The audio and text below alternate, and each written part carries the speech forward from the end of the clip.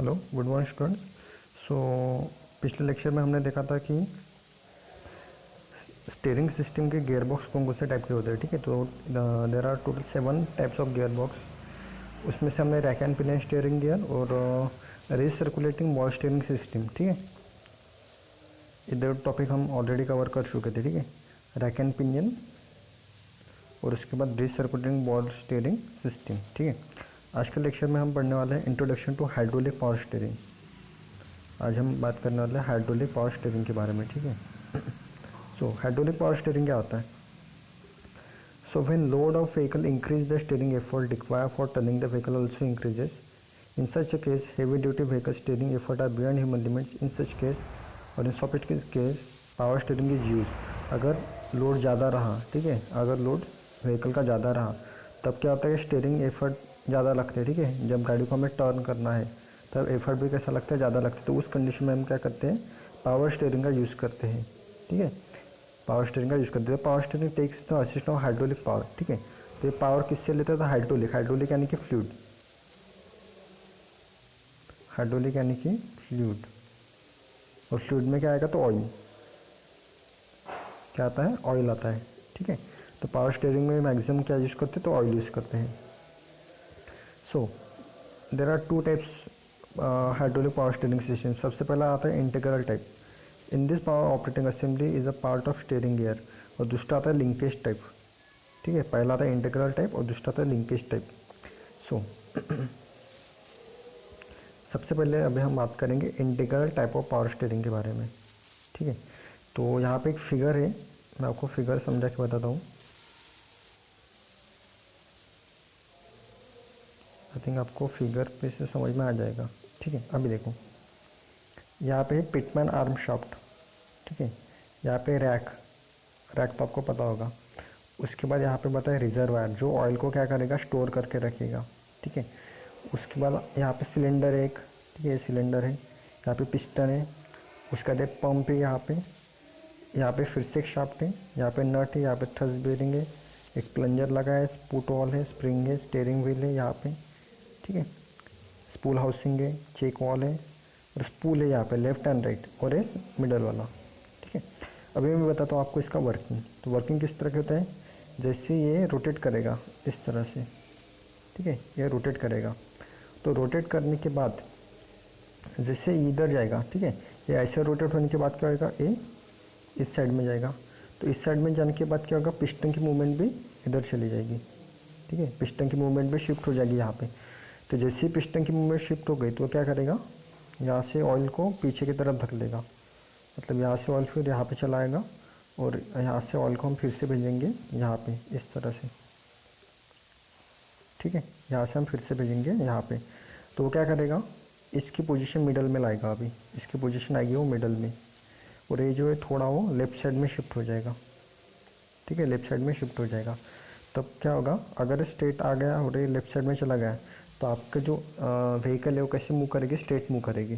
ठीक है, straight move करेगी।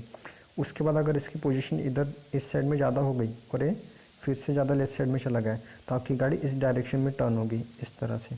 ठीक है, लेकिन उसके बाद अगर मान के चलो कि ये स्पूल इधर के साइड में ज़्यादा चला गया, यानी कि राइट साइड से अगर बढ़ गया तो आपकी गाड़ी इस डायरेक्शन में टर्न होगी। ठीक है, तो अगर स्ट्रेट रहा तो स्ट्रेट जा रही है, लेफ्ट साइड में ज़्यादा गया तो लेफ्ट साइड में टर्न करेगी, और अगर स्पूल राइट साइड में गया तो राइट साइड में गाड़ी टर्न करेगी। उसके बाद ये तो लेफ्ट साइड का हो गया।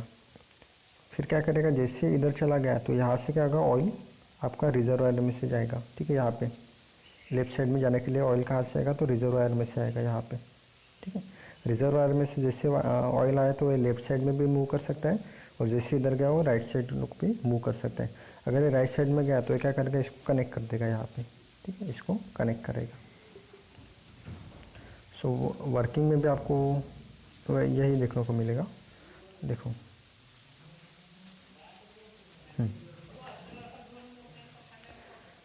Integral type power steering consist of solid cylinder on which 2 grooves are cut to from a valve spool. ठीक है, यहाँ पे 2 स्पूल है, left and right, left and right. उसके बाद valve spool slide in housing, वो क्या होता है, स्लाइड होता है इस तरह से हाउसिंग में। This system is fill with oil, the reservoir keep the sufficient oil in system. और इसमें क्या फिल है, ऑयल। ठीक है, the pump is driven from engine power and deliver the oil under pressure in centre part of housing and return to reservoir backs as shown by arrow when the vehicle is running straight. तो क्या करता है, जो spool है middle वाला, वो क्या करता है, ऑयल को लेने का काम करता है और फिर से रिजर्वायर की तरफ भेजने का काम कौन करता है, वो स्पूल करता है। ठीक है, सो इस तरह से इसका वर्किंग रहेगा। अभी इसके एडवांटेजेस देखें तो पहला है इट गिव्स कंफर्ट प्रोवाइड करता है। उसके बाद व्हीकल स्टेबिलिटी है, लेस एफर्ट लगता है, और power steering is better state torque recovery, और इसकी एफिशिएंसी भी कैसे ज़्यादा है। उसके बाद डिसएडवांटेजेस इसके कुछ, इसका मेंटेनिंग कॉस्ट कैसा रहता है, ज़्यादा रहता है। उसके बाद इनिशियल कॉस्ट भी हाई रहेगी और इसको स्पेस भी ज़्यादा लगेगी।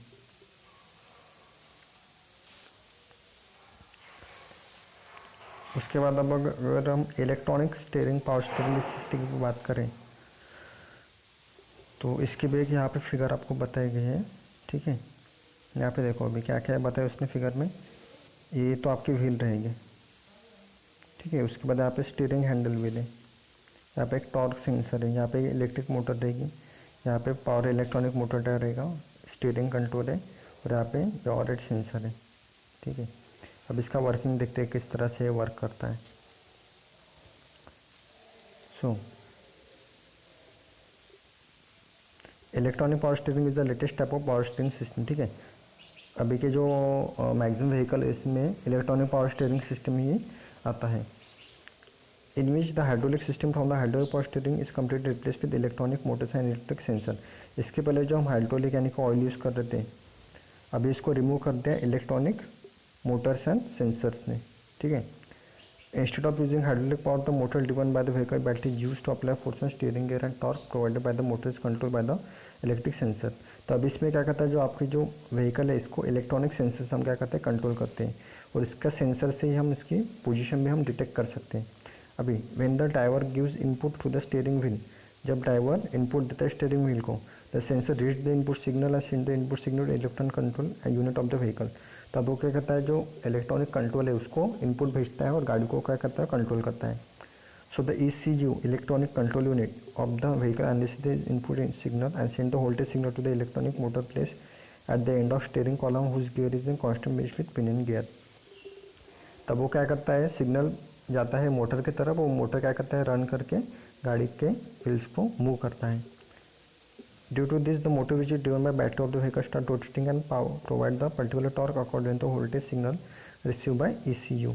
तब वो बैटरी क्या करती है, पावर देके मोटर को रन करती है। After the motor start rotating the gear which is constant mesh with pinion gear start transmitting the torque. ठीक है, तो इस तरह से क्या होता है, पावर को ट्रांसमिट करता है। यहाँ पे देखो स्टीयरिंग कंट्रोल है, ये टॉर्क सेंसर है, क्या करेगा, सिग्नल भेजेगा, फिर उसके बाद सिग्नल जाएगा पावर इलेक्ट्रॉनिक मोटर टाइम में, फिर ये मोटर को भेजेगा, वो मोटर क्या करेगा, फिर इसको अभी देखो एडवांटेजेस क्या इसके। So no problem of fluid leakage. ठीक है, फ्लूइड लीकेज का कोई भी प्रॉब्लम नहीं है। उसके बाद energy consume only while steering. ठीक है, जब स्टीयरिंग गाड़ी की घूम रही तभी एनर्जी लग रही है। Steering assistance available even with engine is not running. ठीक है, और स्टीयरिंग असिस्टेंस हमारे पास अवेलेबल रहेगा जब आपकी गाड़ी रन नहीं करेगी तब भी। ठीक है, सो ये हाइड्रोलिक पावर स्टीयरिंग आपको पूछ सकते हैं एग्जाम में। ठीक है, सो दोनों भी आपको अच्छी तरह से करके रखना पड़ेगा। इसके बाद वाला टॉपिक हम नेक्स्ट लेक्चर में पढ़ेंगे। ठीक है, थैंक यू।